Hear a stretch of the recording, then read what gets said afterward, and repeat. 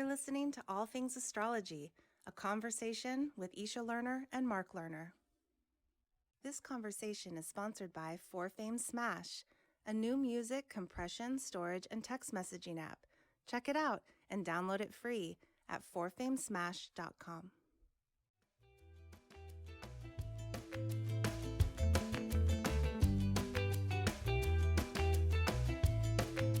Okay, hi everyone. This is Isha Lerner with Mark Lerner. Hi, Mark.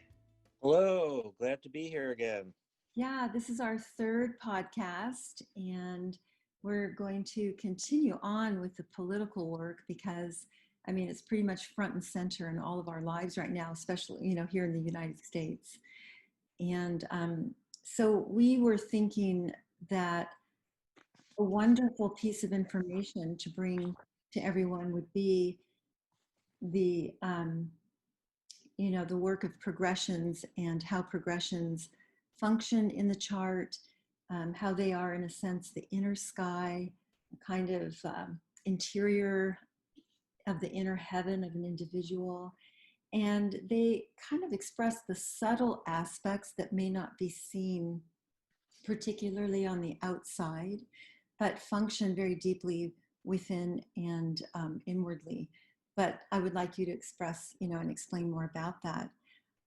So what we were planning on doing is, again, with Mark's expertise, because he really does have a lot more experience with secondary progressions and work with progressions and midpoints, that we would look at Joe Biden again and Kamala Harris and the United States chart from the perspective of a progressed chart and how that is playing out powerful service to each of those individuals and to the United States chart. So can you tell us a little bit about progressions first, Mark, and maybe, why you think they're so important and how you experience them as a function of our experience?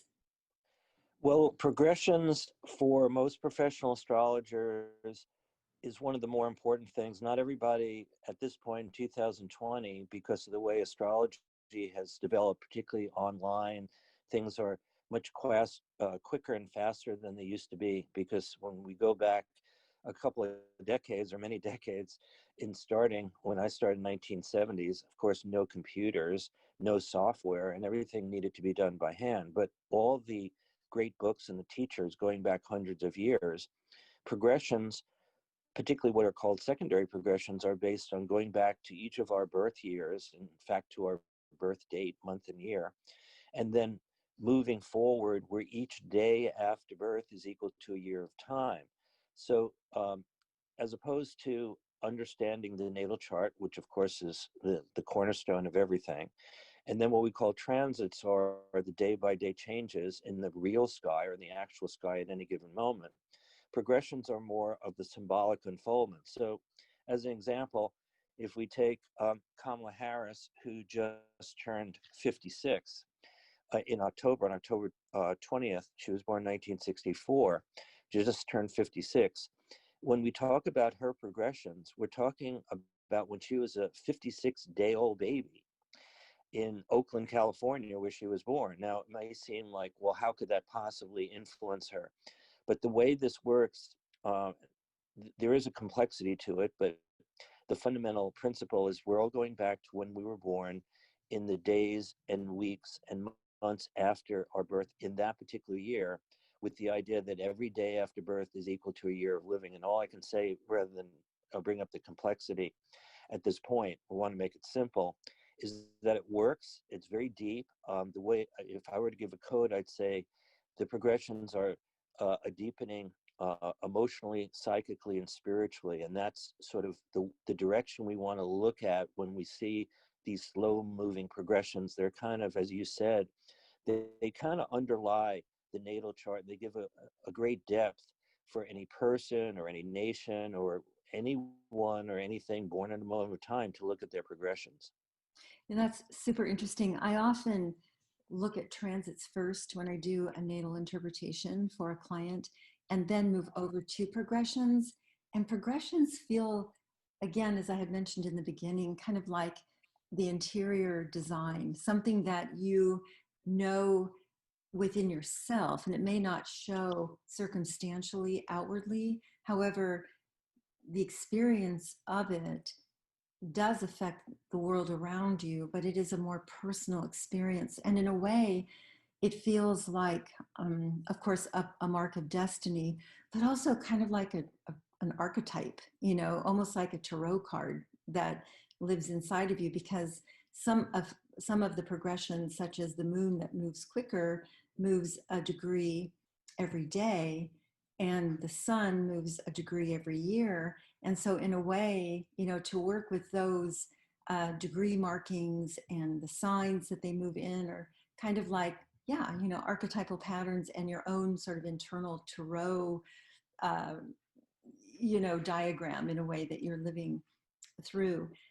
And one thing, Mark, I just wanted to mention, you know, for those that aren't as familiar with progressions, and thanks for sharing what you did too, that, as you said, the progressed sun changes sign every 30 years. Isn't that the case? So it goes 1 degree per year.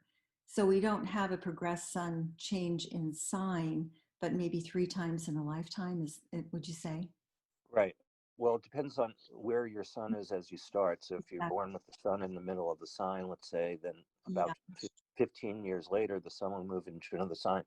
I just want, when you're saying that in this analysis and secondary progressions, the sun does move about 1 degree per year. The moon moves 1 degree. This is approximate per month. So in the course of a year, the moon might move depending on the moon's speed, because the moon doesn't always move the same exact speed.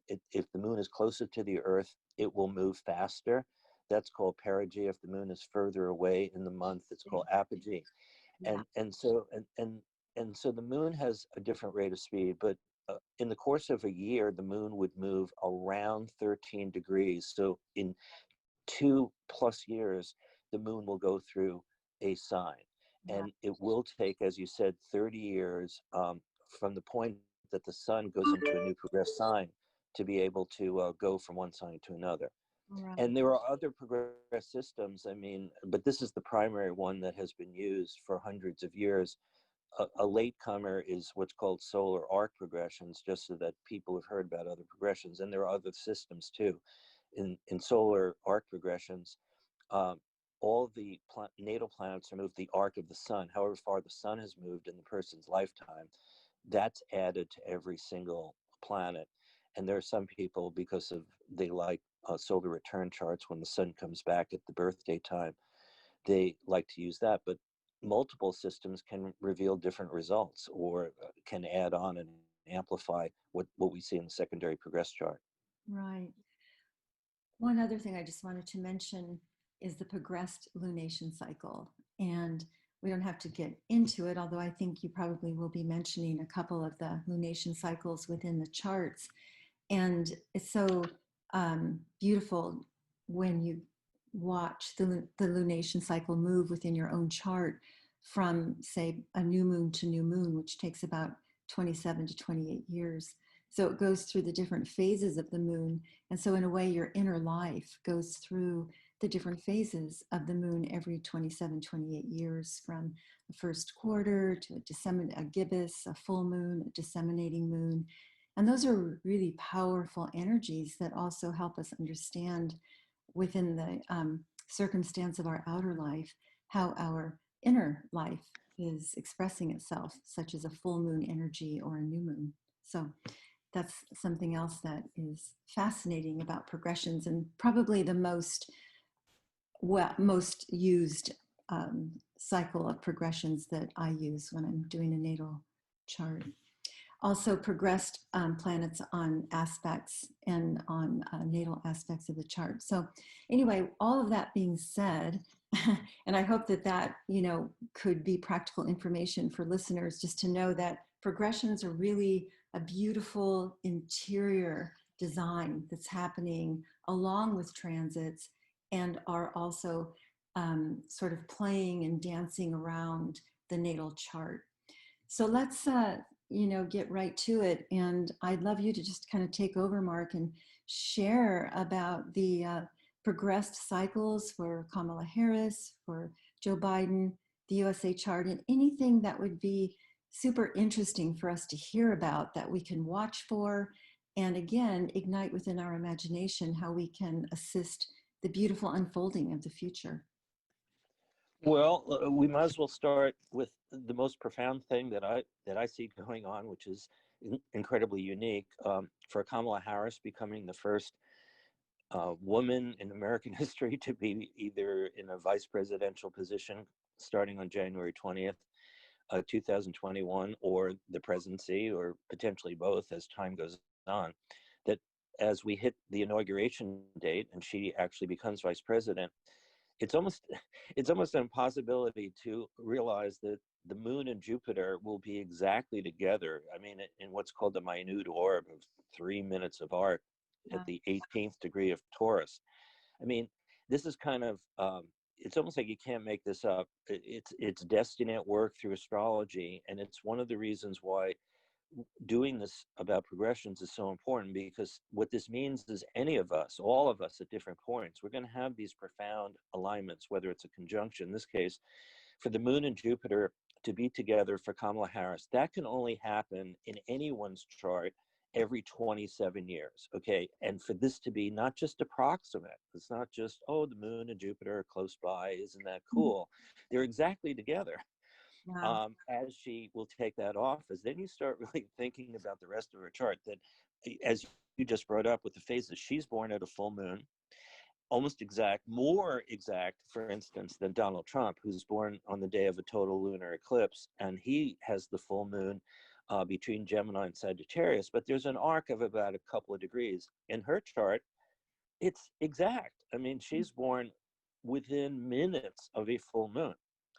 So she has a full moon at her birth, and that means because of her age, she's going to experience a progressed full moon while she's vice president of the United States in a couple of years Wow. in her progressed chart. After that, moon and Jupiter, which are together in Taurus, now Jupiter will move slowly. In fact, it's retrograde, so it's not going anywhere forward. It'll actually move a little bit backward over the next year or two. The moon moving at an arc of about a degree or so per month in 13 months from January 20th. In other words, we get into 2022, she'll have a moon in the beginning of Gemini, and then it'll take about 2 years, and eventually she'll have the sun opposite the moon from Sagittarius to Gemini. So she'll experience a return of the phase, exactly the full moon. Plus she has the lunar nodes, the orbit of the moon connected to fate and destiny rising and setting, and those nodes are still there in her progressed chart, and the transiting nodes, which come back every 19 years, have just returned for her as well. So she's like piling on transits, progressions, a progressed full moon when she's vice president. There's so much going on in her chart. So also the Moon Jupiter conjunction happens in her 10th house of career. Right. That's extraordinary, as And you're saying, because of reaching this high pinnacle no woman has ever experienced before. And she's in a career cycle, which we'll probably talk more about. I think we even talked about it before, with Saturn in her chart in Aquarius toward the top of the chart, as we talked with Jupiter and Saturn transiting into Aquarius. And so during her time as vice president, she'll also have a Saturn return in the elevated area of her chart. the second Saturn return, right? What house then? So will her progressed full moon take place between the 11th and 5th house, or would it be the 12th and the 6th? It depends on what chart we're looking at. Right now, I'm working with the biwheel chart. Okay, yeah. The one thing I did want to say, though, that is extraordinary, and this is kind of something that has never been accepted in astrology before, but over the last few years, I just want to bring this up. So it's kind of like something I've never shared privately with anybody. When I started doing all of this, particularly learning from people like Dane Rudyard, Dr. Mark Edmund Jones, Evangeline Am, so many different people, almost 50 years ago, there was a kind of rule to not necessarily look at transits on top of progressions, like progressions versus a natal chart. Yes, very important. Transits versus a natal chart incredibly important, as you were explaining in the beginning. Those are two important systems. What wasn't really accepted was whether transits on progressions might be significant. And what I just wanted to say, which is truly amazing, is Kamala Harris's progressed sun is 24 degrees of Sagittarius, which is exactly where the total solar eclipse yesterday just occurred. Right. So that's a transit of sun and moon where her progressed sun is. The other thing is that, as we'll get into the US chart by progression, and we had been sharing a little bit before just on our own, we know that the progressed moon for the United States, as we'll share on the inauguration day, will be at 2 degrees of Aquarius. And today, Pallas Athena in the actual sky by transit is at that degree, Wow. which will be on top of, in other words, a transit on top of a progression. And I've been finding that is very, very interesting. And maybe humanity is just changing, evolving. We're moving so fast upward and onward that this would be a change in astrology, that we need to look at superimposing transits on top of progressions, both of them with the natal charts, and that transits influence progressions and progressions influence transits in ways we never thought about before. Yeah. So I know that I want to try and do this for our listeners and also for us, to make sure we put this in story form, so that people can understand the astrology language that we're speaking. I know we're doing our best to do that, but I think, again, looking at her Sun Jupiter conjunction in Taurus in the 10th house of career by progression is, in a way, the moon and the wheel of fortune, and the opportunity that's come her way, and the beautiful Taurus energy that magnifies or elevates her sense of value. And how can she bring her values to the world as a woman through the moon? And then one other thing we were talking about before we started recording, which I think is pretty wonderful, is that her progressed North Node at 22 of Gemini is conjunct the existing North Node right now. So in a way, her progressed North Node is conjunct, or it's in sync with the destiny of the now. So, I mean, really, just like you said, you can't make this up. She was the right candidate. She is spot on, to bring forward the expansion of the feminine and to bring the values, of the Venusian qualities, out to the world. And it's not just by 1 degree off trining Mars. And so, what I just want to share in that respect, that there's a harmonic that she's seeking to bring creatively into the realm of her personal authority and into the administration that she's joining, to balance the male female, in a creative manner, and to use great distinction. And the word I'm looking for here is discrimination, that it's discerning, and that she's discerning power, discerning and being discriminating how she expresses that power with Mars and Virgo in the second. So that's all again, that's the inner sky. Those are her progressions. And what I love about progressions too, I didn't mean to take over here. It excites me sometimes when I see these things, that it's kind of like, we know she's experiencing that, that's the beauty about astrology, is that those of us who look at charts and study them, anyone can do it, but we have, taken it on as our own kind of storytelling. You get to take a little peek, into the interior. And it isn't as if you say, oh, I know. It's just that there's an understanding of what she may be experiencing and how she may be embodying the experience that she's having right now. Yeah, and what's exciting when you brought up the tarot, the card that I'm thinking of as well, you mentioned the Wheel of Fortune as one of those, and what I'm thinking is the Empress also with Taurus, and the factor with Mars, that Mars recently progressed to the area of 18 of Virgo. And if you go back in time, the last 2 years, when she was a candidate for president, before she before the debates. So what was actually happening was the Mars was activating her Venus, because her Venus is at 17 plus a Virgo. So that Moon Jupiter exact progression is also approaching an exact trine to her natal Venus. Her natal Venus, as the progressed Mars is also there. So she's combining Venus and Mars in a regress chart. The Moon and Jupiter, as you said, overhead in Taurus. I'm thinking not just the Empress, but as we created with inner child cards, the Emperor card, we have as the Emperor's new clothes. And the idea that's pretty astounding in all this, after seeing what we might agree are as the challenges, shall we say, of the recent occupant of the presidency, of whether that person has not lived up to a higher emperor, but it's more of an emperor's new clothes. Nevertheless, Joe Biden has already been vice president and been close to Barack Obama for 8 years. He's been in the Senate. He's had all these amazing positions in government. So in a way, he's like a perfect person to come in to hopefully work through the karma of the emperor. And so I think it's astounding, these two people, because they have the same Juno in their natal charts in Sagittarius. They fundamentally have the same moon, late Aries for Kamala Harris and early Taurus for Joe Biden. And as we talked the last time, the moon is coming back to that spot at the inauguration.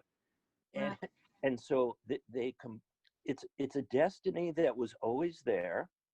And one of the things also that wasn't so clear to the public in the debates, when they were having the debates, Democrats were debating, was that Kamala Harris, as the former Attorney General of California, was very close to Beau Biden, the Attorney General, Joe Biden's eldest son, who died 6 years ago.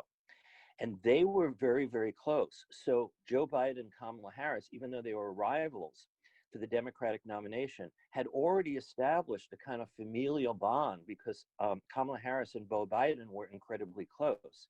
Now we look at these progressions, and I guess we'll go on to Joe Biden here to share a few things. This was always going to happen, but we never knew it. It just had to work itself out in time. Right. Yeah, I'd love to hear about Joe Biden.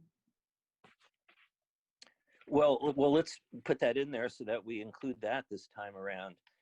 When the debates were happening, for those couple of debates in October, it turned out that Joe Biden, just like Kamala Harris with her moon Jupiter together, which will be exact at January 20th, back in October, only 2 months ago, he had a moon Venus conjunction Pisces. Again, that can only happen every 27 years. And Venus is often considered, particularly in mundane or in international worldly astrology, Venus is a planet of victory. Rather than defeat. And he's a Venusian, as I call him, because he's born with Sun conjunct Venus. And by the way, just yesterday with the electoral vote total, it's easy to forget that we had this Venus-Juno conjunction. I know you mentioned it to folks out in the internet online, that there was a beautiful Venus-Juno conjunction in late Scorpio. It just happened to be on top of his own Venus and Sun conjunction. And these two people are just, they're so connected with Venus, they're so connected with the moon, they're so connected with Juno, all of these feminine energies in particular, as well as trying to redeem the masculine of this idea of the leader of the country. And one other thing that you and I have talked about in Joe Biden's chart, he has, and he still has this Chiron with the North Node when he's born, and that's a slow moving kind of thing. So it's still going on in his progress chart. And guess what? Today, Chiron is stationary. So it's not moving from the earth. Can you explain Chiron to everyone? Yeah. Well, fundamentally, the wounded healer, the wounded healer archetype. People can look up the myth of Chiron the Centaur. It was discovered back in 1977. We've all studied it. I mean, you and myself and so many astrologers. We've got 43 years now of transits, progressions, natal charts, research, and so on about the meaning of Chiron. It's one of numerous bodies, which are called centaur bodies. They fundamentally orbit between Saturn and Uranus, Saturn, Neptune, Saturn, and Pluto, and they're kind of a class of bodies, but Chiron is the most famous and well-known, has an extraordinary mythology.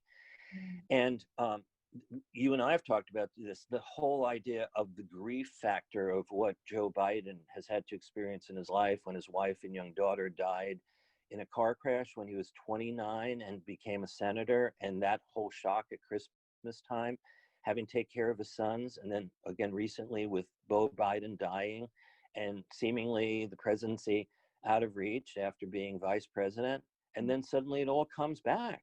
Mm-hmm. And here we are talking about this person, and it was just yesterday that again he, after the being considered president-elect back on November 7th, at least by most of the world and most of the nation, finally, begrudgingly, the opposing parties are beginning to finally acknowledge after yesterday's electoral official vote that these two people are going to be president and vice president come January 20th. So Joe Biden, one of the things I want to say is both Joe Biden and Kamala Harris will have stationary energies in their progress charts over their 4-year term.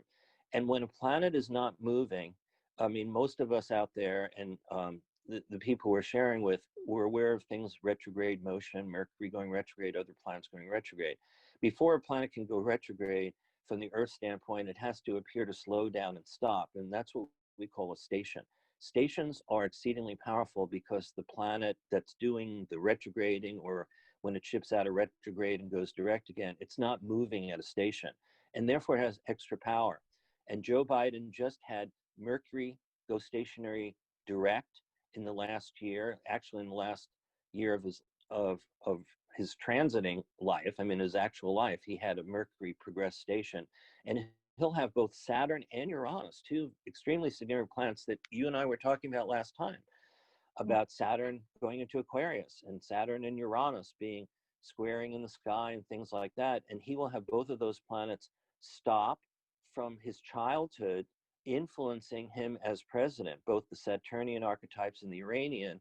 And Kamala Harris is very connected to the United States Pluto because her full moon at the end of Aries sun and end of Libra moon is at square to the United States Pluto, which will be returning by transit for the US in 2 years. And she will have a Pluto station in her progress chart. And Pluto does represent will, purpose, and power and government when we look at it on a deeper level. Mm-hmm.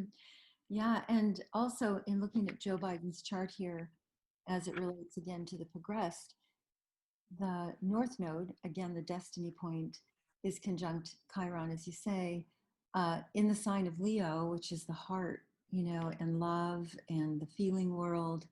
And it's up exalted at it's up at the top of the chart in the ninth house, which represents, the values that he lives by and what he teaches and what he reflects in a way, to the world. We see his Chiron up there, in the house of higher value and truth. And I think what's so powerful is that, the loss that he experienced, like you said, the wounded healer, coming back round to run for president when it seemed as though he wasn't going to do it after his son's death. And he says that the reason he came into the race was because of the terrible injustice that he saw happening in the world, and he couldn't sit back and let it happen, and wanted to jump in and do his part in the world, which again, he it's whether a person likes Joe Biden or not, the signature in his chart, and I'm not sharing this because I'm a big, huge Joe Biden fan or not. I'm just reading his story, that he really does have love. He has love through pain. He has Right. pain through love. And so when there's just that one part of him, I mean, there are many parts, but that one particular love through pain and pain through love allows for a certain kind of trust, that in a sense, we can look at him as a man who has compassion, for other people. And we certainly do see that. And I want to share one other thing that I find really significant, just in terms of how he took the stage yesterday, center stage, and how he has been he hasn't been complacent, but he's been more optimistic and buoyant, and he's not wanted to point fingers at the current administration and the way things are going. He doesn't like conflict. That's another piece of his story. He has Mars in the 12th house, and people who have Mars in the 12th house would rather not have confrontation. Um, However, yesterday, and I think the presidency is going to pull his Mars forward and enable him to actually utilize, and Mars is also in the same sign as Mercury in his chart, the strength of his voice that comes through a really deep inner place within him. And that it wasn't easy for him to do that. It's not easy for him to show anger or to confront. And maybe even is somewhat reticent about being confronted.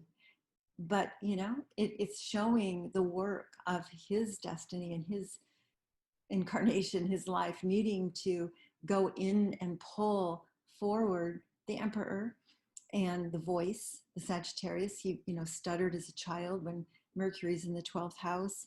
Oftentimes people are not as good at extemporaneous speaking, but prefer to have, something either planned or write a poem or express themselves through giving a song to someone, so to stand extemporaneously or to have to express himself, in a stern manner, that's not easy for him. And Well, oh, sorry, I didn't mean to interrupt there. go ahead. I just thought those were interesting points because we're going to have to see more and more of that coming through. And I guess I would ask you is, how his progressed Chiron aspects. Didn't you say a Chiron Mars aspect by progression is happening in his chart? Well, he still has the Chiron North Node conjunction that is Sure. so close in his birth chart. It's just moved. They're still within a degree of each other. What's exciting is how it connects up to the USA Progress chart, which I know we also want to cover, in that for many years now, the United States has been dealing with Chiron opposite Mars in its Progress chart. This is sort of like year after year after year. And that's been part of this building up of contention between the political parties and our society feeling divided. And so to have Mars, which progressed in the United States chart, made a station back 14 years ago, we have a retrograding progress Mars from the Declaration of Independence, July 4th, 1776. And that goes for actually 80 years. We can talk about that another time. But bringing back the Chiron issue of Joe Biden being the wounded healer, and we know that that is incredibly important in his chart. He comes in right at this point, oddly enough, again today, as the vaccines are becoming distributed, is part of this Chiron energy. And even though Chiron is exactly stationary today, it's been the last couple of days, the next few days, that the whole idea of vaccinating people, of trying to get a handle on all of this. And he and Kamala Harris are all prepared to have public vaccination so that people can be more assured that we can move forward together as a country and as a world. Because again, what happens in the United States now is going to reassert its allies with Europe and around the world. At least that's part of the hope of what they want to reestablish. One other little thing here. When you brought up the Mars in his 12th house, he has a natal square between Mars and Pallas Athena, which is in Aquarius. And his Pallas Athena is in the 3rd house. And Eleanor Bach, in her research on Pallas Athena, talked about communication problems. If Pallas Athena has a block in the chart, and his closest alignment at his birth is Mars squaring Pallas Athena. And you may have just tapped into the fact, as I'm looking at the chart, that his stuttering could very well be because of Mars in his 12th house, exactly square to Pallas Athena. But as you conquer that, which is what he's done, then a square, as many of you know who are listening, squares are often considered bad or negative, which they're really not. They basically mean work needs to be done. And he has worked his whole life to accomplish that and to be a fighter for justice, of what he was just saying yesterday, where he came out very forcefully, which he doesn't always do, about the recent lawsuits and these illegalities from the other side. And so you do need to have somebody who's going to speak out. Normally, he is very Venusian, sort of water off a duck's back and taking it easy as he goes. He doesn't want to disturb the waters. That's, as you said, that's his fundamental nature. But he is somebody who has always been a fighter for justice and women's rights. And here we have this unique situation with him and Kamala Harris ready to take on the leadership of the country in just a little over 1 month. Right. So can you tell us about Pallas Athena? Well, Pallas Athena, of the 4 asteroids, I mean, because I was fortunate enough, particularly to be taught by, from the feminine standpoint, Lerner, who came out with the first asteroid ephemeris in 1973 from New York City. And this has changed really everything, at least when I got into astrology, to make me more akin to being, I've never said this term, a feminist astrologer as a male individual, because I just have learned so much from people like Lerner and so many other people. We know Dimitri George and many others. But this extraordinary thing of being able to have the 4 main asteroids in the chart is very important. Pallas Athena, so much connected to knowledge and wisdom, justice, seeing patterns, seeing things that, for instance, people who are chess masters, people who are weavers, crafts, people who can see things invisibly or visibly that other people don't, and everything having to do with creative artistry on a higher level. There's so many levels at which Pallas Athena affects all our lives, as well as Ceres, Juno, and Vesta. But to see an exact square, I mean, this is almost precise in his chart. So I think you hit the needle on the head here. I mean, that his stuttering and could very well be connected to that. And he's using a natal square to his advantage. And you and I talked a while back that when the election was happening, the sun was transiting exactly on top of his Mars, and we didn't know what was going to happen with the election. What we do know is that he won, but at the same time, there's been all this conflict that he's had to deal with the sun on his Mars in the 12th house, because it happened right before his birthday as well. And we know that the 12th house often can represent hidden enemies or people who want to take you down. And he's had to deal with that. And he's done it in a remarkable way. Right. And also, Pallas Athena is notably born from Zeus's head. So she's the feminine that is more rational. And so there again is strategy. And it's in Aquarius in his 3rd house, along with Vesta. And that's where Mercury is transiting right now, too. So he is right in there, needing to utilize his skillful communication. And he's challenged. I mean, he's being challenged. He's being brought, it's almost as if he's being raised upward in a way to live his best life. Here's your opportunity to be a spokesperson as Pallas Athena, as you become the President Elect and inaugurated as the President of the United States, that there's such a huge representation on this Aquarian stage. He has it in his own chart. And why don't we go over the USA chart and look at that progressed moon, because that is amazing. Well, and you just brought up so much. And what's so exciting is, first of all, the U.S. progress chart that we're using goes back to Declaration of Independence, July 4th, 1776. And when the U.S. became the United States at the Declaration of Independence, what we didn't know, because we didn't know Pallas Athena would be discovered in 1802, that the United States is born with an Aquarius moon and has a moon Pallas Athena conjunction.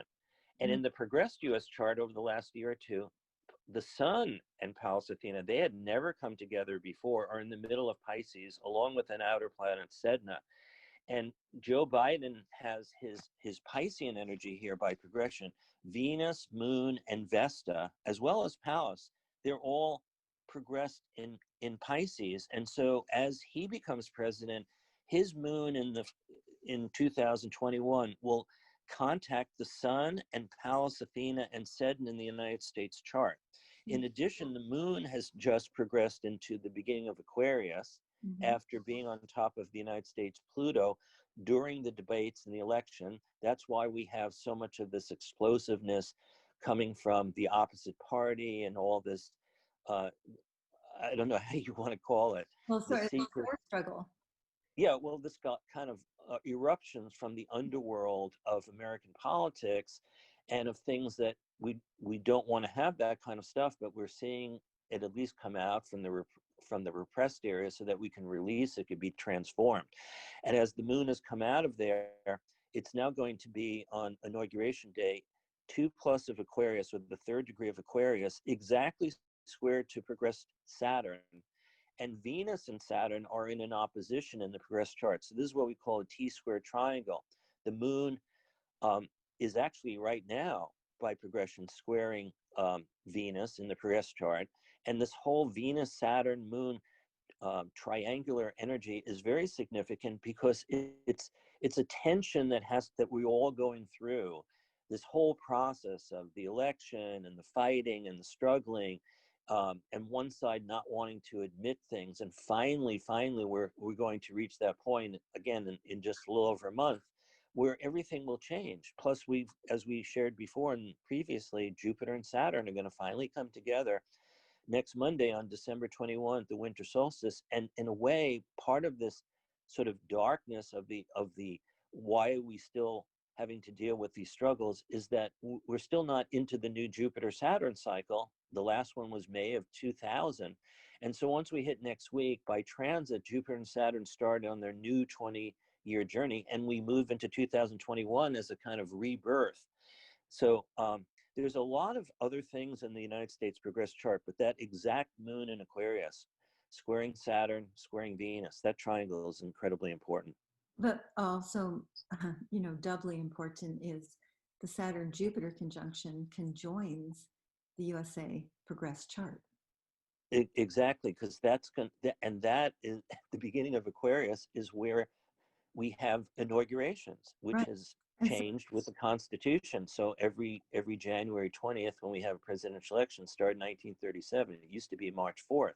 Mm-hmm. So there are various reasons why it went through the constitutional amendment process. And so every January 20th, when we have a new president, vice president, the sun is at 1 degree of Aquarius. But we've never had Jupiter and Saturn together in Aquarius since the year 1224. Exactly. And the USA progressed moon. Right. The timing couldn't be more auspicious. It's kind of a thing where I have never seen. I mean, again, 47 to 48 years of doing all this, doing personal charts, mundane, worldly charts, nations, solstices, equinoxes, eclipses, whatever has been going on recently, is a level of exactitude. It's not that we never saw these things. Somehow or another, it's a unique time period. It's got to be. And again, to have Jupiter and Saturn go into Aquarius, this will start, as we shared, I think, previously, either in the last sharing or the one before that. We're now moving into these Jupiter-Saturn conjunctions every 20 years in the sky in air signs for about 180 years and moving out of the Earth element. It is interesting, though, that back to Kamala Harris for a moment, I know we're going to be concluding in a moment. I think it's important that her moon-Jupiter conjunction, as you said, in the 10th house in Taurus, we have not, this is so important to me from the teachers I've had, like Lerner in particular and others, the idea that finally a woman is in one of the two power positions of the government, and that she has moon conjunct Jupiter in Taurus in the 10th house, exact, as she takes on that role. I mean, it would be like if you created a storyline and you were going to send it to a publishing house and say, here's something I think could happen with this woman and this guy. Mm-hmm. They're going to match up. One's 78 years old, the other one's in her 50s. They're one from the East Coast and the West Coast, and they're just going to match up, and the country is going to be completely transformed, and Jupiter and Saturn are going to be merging for the first time in 794 years. And then they just laugh you out of the office and say, that's ridiculous. It's not going to happen. And here it is. It's going on. And then just to break down the kind of the storyline of the progressed moon of the USA at 2+ Aquarius on Inauguration Day, being conjuncted by the Saturn-Jupiter conjunction in Aquarius. Let's break that down, to look at, here's the progressed moon, the mother lode of the United States of America, being conjoined by Saturn, the authority, and Jupiter, the wheel of fortune. So a new authority of the feminine, new potentials, new strategy. It's almost, it's like the focus is on this sort of like it's like the internal mother lode, the internal feminine, that it happens to be in Aquarius, so it's still terribly rational and scientific. Just kind of like as we spoke of in our second episode, is it's revolutionary, it's scientific, it's space age, it's climate Right. change. There's a big emphasis on science. And something that you brought up about Pallas Athena in the mythology being born full armored from her father Zeus or Jupiter. I'm just looking right now at the progress chart for the US, and there's so many alignments, so we've mentioned some of them. But this exactly confirms something you just said. If you take Pallas Athena in the US progress chart, it's at 15 degrees of Pisces and a few minutes of arc. It's almost exactly trine to the US progress Jupiter at 15 of Cancer. That's if we're going to say what is the actual closest alignment in the United States progress chart, it's exactly what you just said, which is how do we coordinate Pallas Athena with Jupiter? Now think about these two people. Joe Biden is old enough to be definitely the father of Kamala Harris, right? Mm-hmm. A 78-year-old and a 56-year-old. So we're really having a father-daughter combination. His natal Jupiter is on the United States Mercury. I mean, again, you can't make this up. It's right there, Right. within 1 degree. Whereas the person occupying the seat of office now, Donald Trump, has Venus conjunct Saturn on the United States Mercury. And so the current person in charge of the country has Venus conjunct Saturn. But in the US chart, Venus is opposite Saturn, the opposite astrological energy. This is part of the reason you can see why. Remember to explain that in, Yeah. This is part of the when I see these things, and we could go back to other things that are happening. Like, to give another example, we had a full right before the election, literally on Halloween, there was a full moon with the sun in Scorpion, the moon in Taurus. One of the signposts to me that Donald Trump was going to lose, okay, looking at mundane or world astrology, was that Donald Trump was born when the sun and Uranus are together. They're at the same place in the sky in Gemini. It's part of the kind of extremely unconventional, erratic part of his personality, as well as him being an intuitive who just sort of does things in a moment. But when that full moon happened a couple of days before the election, Uranus was on the other side of the zodiac. So there was a Sun-Uranus opposition. That's the opposite energy in the structure of a chart or the solar system or the zodiac to what he was born with. And I kept looking at it saying something is off with him. I saw that like a year or so ago. There's going to be some kind of tension because the configuration is not what he's born with. It's something that opposes what he's born with. The same thing has been building up in the US chart for years and is now exact, as you said. The moon is now catalyzing in this triangle with Venus and Saturn, something that was always going to, shall we say, to say it at least sensitively, to oust the current occupant of the presidency and install somebody else. And now we see in the US chart, Pallas Athena trine Jupiter, so that the daughter and the father that are positive, these are signs of Pisces and Cancer. We're talking about water signs of compassion and empathy and sensitivity that these two people represent. Now that actually, it just kind of kicked in my head thinking of that angle of the Saturn moon square in the progressed USA chart, because in a way it is the working out of the abandoned feminine. Mm-hmm. And there and then of course Venus involved. So it's in a way looking at how it is that we reconcile the abandoned feminine and work to affirm that she has never been abandoned and can never be abandoned. And then we work toward more of a rational, the keynote, isn't it, an esoteric astrology of for Aquarius, I know. Yes, I know, right. So we come to a place now where recognition is clearer, and we know things. And I think that is part of what's going to be, for all of us in our personal life, because obviously the Saturn Jupiter conjunction is going to be placed somewhere in everybody's chart. Therefore, there is that sense of I know in that particular area of their life, wherever it might be, that we have been sort of, I don't want to say sleepwalking, because certainly not, but yet this Capricorn, it's been more of a building of a foundation that the future will show more of what we know, what we have discovered. And again, it doesn't come through the emotional realm, although it's feminine. It becomes rational, usable, practical, scientific, and I'd say brilliant, innovative energy that I think this administration the coming administration has a handle on. Yeah, and Or the possibility to have a handle on. We'll see what happens. yeah, absolutely. As I keep looking at this chart, one other little thing, maybe this will be my closing point here.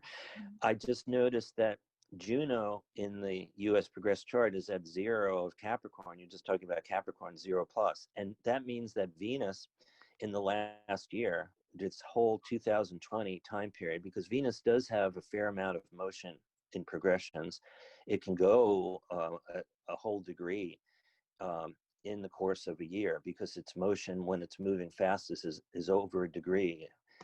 And we know that Joe Biden, if he is born, which we think pretty close to 8:30 in the morning, his moon is in the beginning of Taurus, right at the beginning of Taurus. And so therefore the progressed Venus in the United States chart was on top of his moon all this year, giving him an extra Venus. And Juno and Venus have been trining each other in the US Progress chart.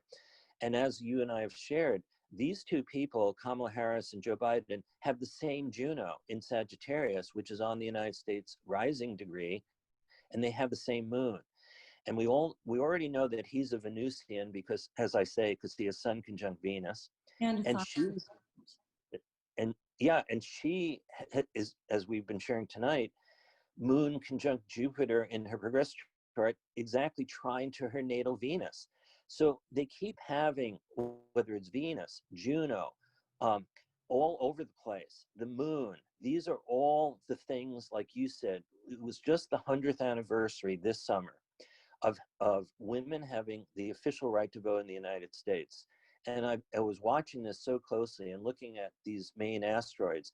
They're both going to have, which is very exciting, they're each going to have 3 Juno returns in Sagittarius by transit as they take the reins of office back and forth throughout 2021. Now, there are going to be a lot of challenges for the country and the world. Okay. The world, yeah.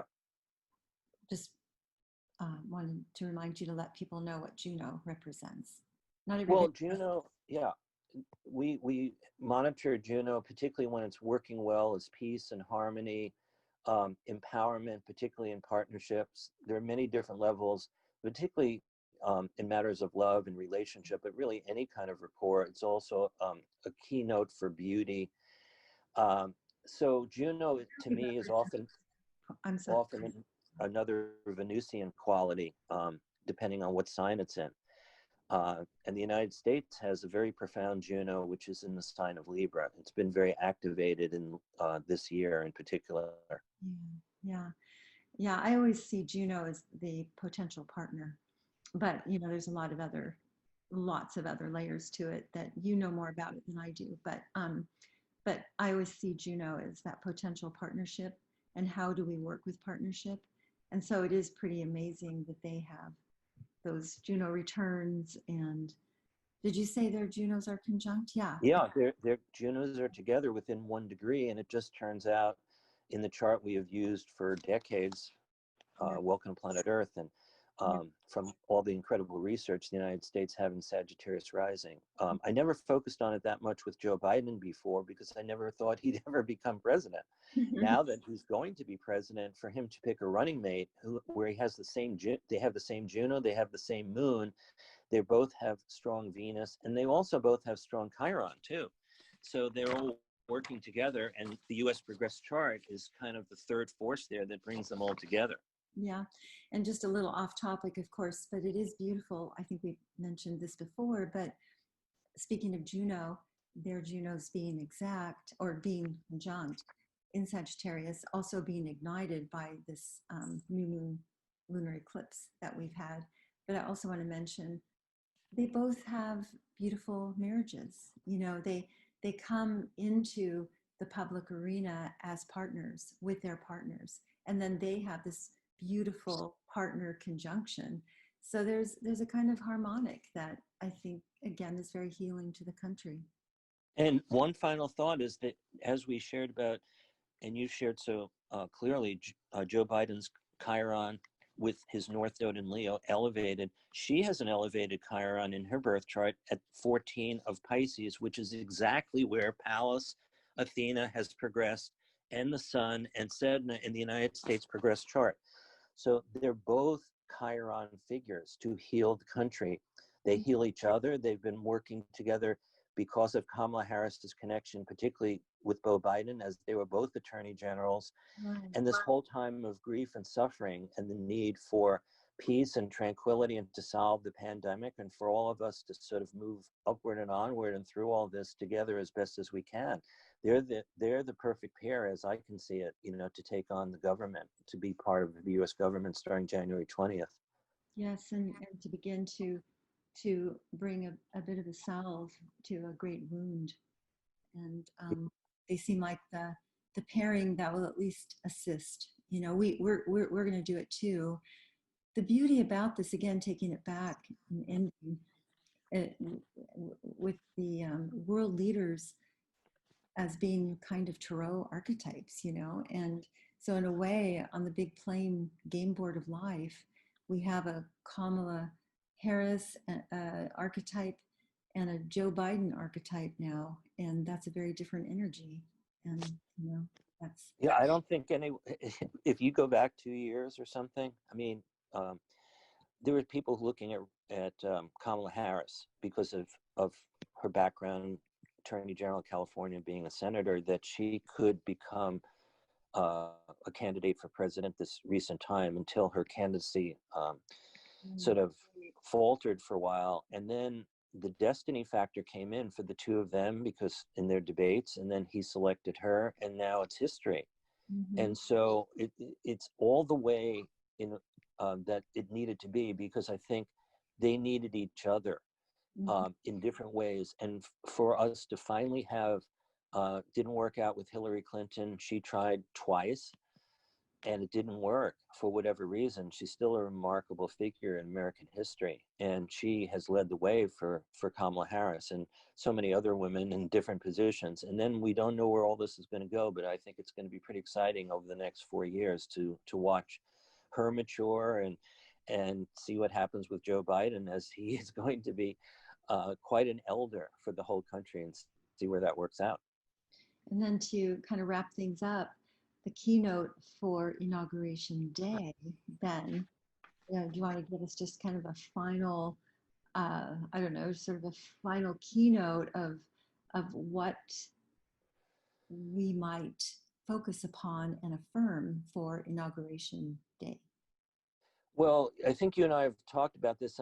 I think we're going to probably do it again. When we look at that chart, we've talked about the Mars and Uranus coming together, which is interesting from our discussion tonight in Taurus. So we're seeing the matchup with Kamala Harris with Moon, Jupiter together in her progress chart. So that, well, it's not exactly the same degree of the excitement and dynamic of Mars and Uranus being in an exact conjunction the afternoon of Inauguration Day. Of course, the primary thing, you always have the sun overhead, because it's noon. That's the official time that is going to happen, that the new president, vice president constitutionally take on that office. So the sun is always going to be overhead. The question is, what else is overhead? So the amazing thing is we're going to have Jupiter and Saturn, both in Aquarius with that sun. And there's also going to be Pallas, Athena, and Mercury. And so they're all going to be up there in the 10th house. That's quite an array. And Joe Biden's progressed sun is in Aquarius. And as you said before, he's got Pallas and Vesta in a conjunction in his 3rd house natally. And his progressed sun is 17 of Aquarius. and Mercury is going to be pretty close to that spot in the actual sky. So it's, to me, it's a prominence of the 10th house is what are we trying to attain?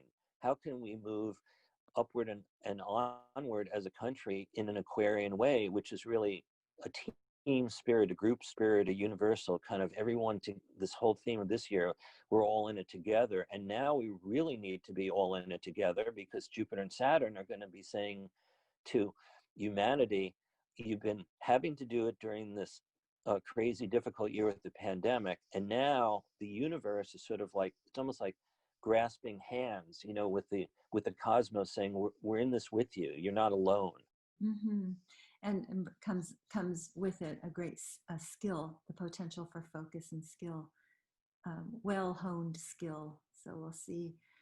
Thank you so much. I hope that our listeners could follow a lot of the astrological jargon that we both threw out, and trying our best to put it into story form. And we'll just keep trying our best to do that. But these are monumental times, and it's a big deal for all of us. And thanks for sharing this time tonight. Well, again, love and blessings to you, all of you out there who are listening.